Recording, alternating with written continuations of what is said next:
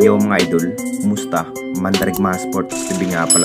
Ating pag-usapan, Barangay Ginebra, Jimmy Malonzo, welcome back sa Ginebra, at Scotty may gustong patunayan sa upunan ng Rain or Shine. Pero bago na nga yan, kung bago pa lang sa aking channel, huwag mong kalimutan mag-subscribe at i-click ang notification bell para lagi kang updated sa tinitest upload pa natin.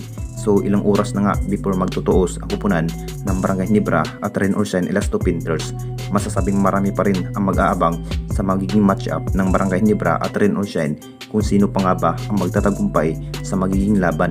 Ang kupunan ng Barangay Ginebra ba o ang kupunan ni Coach Ying? Nung nagdaang laban nga, talagang natalo nga ang kupunan ng Barangay Ginebra. Talagang kinakailangan pa rin na maiisalba ang magiging match-up ng Barangay Ginebra. Hindi pa rin magiging madali ang Rain or Shine dito mga idol. Mas marami pang matitindi sa bawat magandang plano ni Coach Ying. Alam na nating lahat sa naging bawat abilidad ang mga veterans ng Rain or Shine tulad nga ni Bubilga mga idol. Masasabing mas mahirapan pa ang kupunan ng Barangay Ginebra sa ilalim. Kung may sistan sana ng Barangay Ginebra, hindi sana maiiba ang bawat plano ni Coach Tim para kay Japet Aguilar. Isa na rin itong si Japet Aguilar mga idol, mas mahusay sa vintage area. Kailangan na nga ba ang isa pang wrist back para sa laban mga idol sa upunan ng Rain or Shine para makapaglaro nga itong si Jimmy Malonzo mga idol. Ito pa rin ang hinihintay ng lahat kung kailan pa nga ba makapaglaro ang isang Jimmy Malonzo ng Barangay Ginebra. Ilang laban na rin na hindi muna nakapaglaro dahil sa may iniindang guto injury matapos sa last conference. Nakapag-desisyon na rin itong si Coach Tim mga idol. Pinayagan na nga itong si Jimmy Malonzo na makapaglaro dahil nare-recover na rin ang kanyang iniindang guto injury itong si Jimmy Malonzo. Kung titignan nating lahat, sabik na talaga ang lahat kung gaano na nga ba ka-impact ng Barangay Ginebra na magbabalik itong si Jimmy Malonzo. At dito na naman tayo sa isa pa nating balita. Scotty may gustong patunayan sa upunan ng Rain or Shine. Alam na nating lahat mga idol, talagang nangingiba na rin ang bawat high skill itong si Scotty mga idol.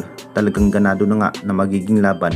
Excited na rin ang isang Scotty Thompson na magharap muli ang kupunan ng Barangay Ginebra dahil mas makakabawi pa nga ba itong si Scotty. Si Scotty pa rin ang tinanghal ng bagong best player of the game ng Barangay Ginebra. Tinapos na rin ni Scotty ang nag-aangas ng Blackwater Busing. Mamayang gabi na rin ang magaganap sa pamagitan ng Barangay Ginebra at Rain or Shine Elasto Painters.